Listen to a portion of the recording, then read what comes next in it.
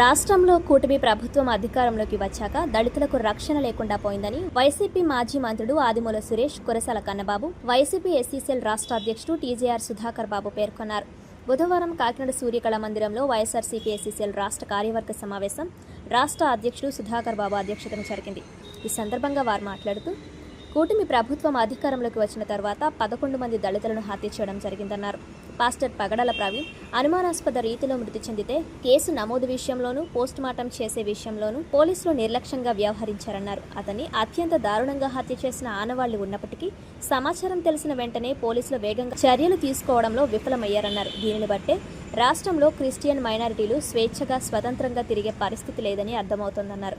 Jupudi Prabhakar, YCP జిల్లా అధ్యక్షుడు దాడిశెట్టి రాజా, మాజీ ఎమ్మెల్యే పాముల రాజేశ్వరి, ఎమ్మెల్సీ రవికుమార్, మాజీ ఎమ్మెల్సీ పండు రవీంద్ర, మాజీ ఎమ్మెల్సీ వెంకటరమణ, గొల్లపల్లి సూర్యరావు ప్రసంగించడం జరిగింది. వైసీపీ ప్రభుత్వంలో ముఖ్యమంత్రి జగన్మోహన్ రెడ్డి ఎస్సీ, ఎస్టీలకు అనేక సంక్షేమ పథకాలు అమలు చేయడం జరిగిందన్నారు. ఈ కార్యక్రమంలో మాజీ ఎమ్మెల్యే ద్వారంపూడి చంద్రశేఖర్ రెడ్డి, జిల్లా పరిషత్ చైర్మన్ విపర్తి వేణుగోపాలరావు, వైసీపీ మహిళా జిల్లా అధ్యక్షురాలు సుజాత, కాకినాడ ఎస్సీ అధ్యక్షులు కుమార్ రాజా, సుధాకర్, సూరిబాబు తదితరులు పాల్గొన్నారు. ఇవాళ చంద్రబాబు నాయుడు గారు ఏం చెప్తున్నారంటే, పెద్దలు మాజీ మంత్రివర్యులు ఆయన సంకల్పం అమరావతిలో ఎన్టీఆర్ విగ్రహం పెట్టడం. ఏదైతే జగన్మోహన్ రెడ్డి గారు విజయవాడ నడిపొడ్డున ఒక బడుగు 15 వర్గాల పక్షపాతిగా అంబేద్కర్ విగ్రహాన్ని స్థాపిస్తే, దానికన్నా పెద్ద విగ్రహాన్ని ఇవాళ ఎన్టీఆర్ విగ్రహాన్ని స్థాపించాలని చంద్రబాబు నాయుడు గారు తెలుస్తారు.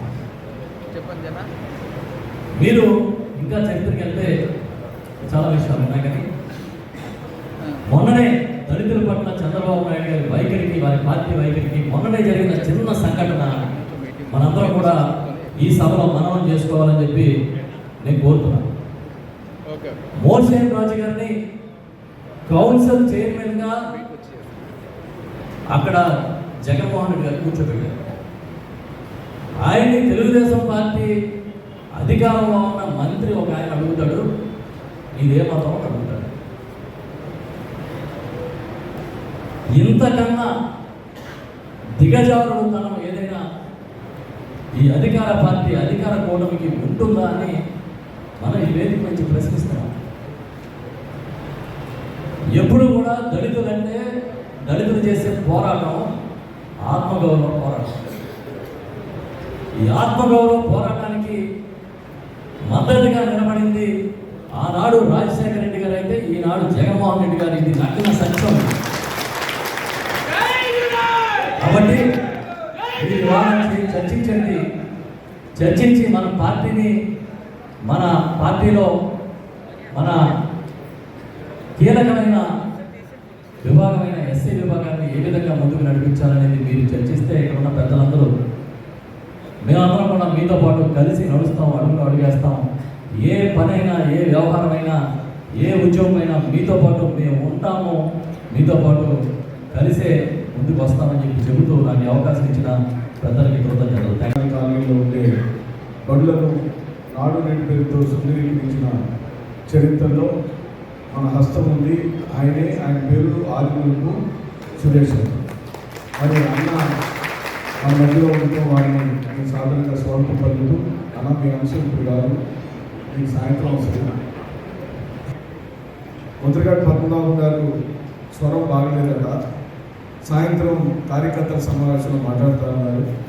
కాబట్టి ఇప్పుడు నాతోటి సహచర మిత్రుడు, కష్టపడుతూ పార్టీ కోసం అహర్నిశలు కృషి చేస్తున్న కుమ్మూరి కనకరావు గారిని సభ ప్రారంభోపన్యాసించిన విషయంలో కోరుచున్నాను. ప్రారంభమైంది కూడా ఇదే ఉమ్మడి జిల్లాలో రాజపేట నుంచి ప్రస్తావన మొదలైంది. ఆ రోజు నుంచి జిల్లాల వారీగా ఎస్సీ విభాగాన్ని జిల్లా సంస్కృతి పేరుతోటి మనం జరుపుకున్నటువంటి కార్యక్రమం దిగ్విజయంగా దాదాపు ఆల్మోస్ట్ అన్ని జిల్లాలు, ఒక కోనసీమ జిల్లా ఒకటి తప్ప అన్ని జిల్లాలు దిగ్విజయం చేసుకొని ఈరోజు రాష్ట్ర స్థాయి విస్తృత స్థాయి సమావేశానికి ఇక్కడ మరోసారి కాకినాడలో కూర్చోవడానికి కూడా, రేపు జరగబోయేటువంటి కార్యక్రమాలు కూడా దిగ్విజయం జరుగుతుందంటే ఎలాంటి సందేహం చెప్పడం తెలియజేస్తాము.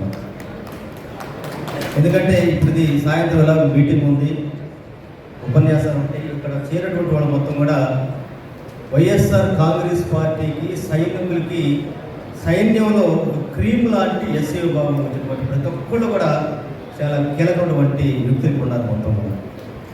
ఈరోజు ప్రతిపక్షంలో ఉన్నటువంటి మనం ఇక్కడ కొద్దిమందిగా కూర్చుంటే 3 పార్టీలు కూటమిటువంటి ప్రభుత్వం మొత్తం ఈరోజు ఇంటెలిజెన్స్గా మొత్తం కూడా అన్నింటి నుంచి ఎవరు వస్తారు ఎక్కడి నుంచి వెళ్తారని చెప్పేసి ఒక నిఘా ఉందంటే ఎస్సీల యొక్క మీటింగ్ పట్ల ఎంత భయపడుతుందనే దానికి ఎందుకంటే సాక్షులు ఎందుకు తెలియజేస్తా ఉన్నాం. ఈరోజు మనం ఇద్దరు మహానుభావులు మనం చెప్పుకుంటాం. డాక్టర్ బిఆర్ అంబేద్కర్, బాబు జగజ్జీవన్ గారు. డాక్టర్ బిఆర్ అంబేద్కర్ గారు 2 విషయాల్ని మన ముందు ఉంచి ఆయన సజీవంగా మన ముందు లేకపోయినా 2 విషయాలు మనకి ఇచ్చినటువంటి ఏంటంటే, ఒకటి ఆత్మగౌరవం, సెల్ఫ్ రెస్పెక్ట్. రెండవది రాజ్యాధికారం. ఆత్మగౌరవం లేనటువంటి మనుషులు సచిన జంతువుతో సమానం అని చెప్పేసి మాట్లాడతాడు సందర్భంలో. చాలా సంతోషం. చేతనంటే మన ఎస్సీ సోదరులందరం కూడా ఒక వేదిక మీదకి సమావేశం వచ్చి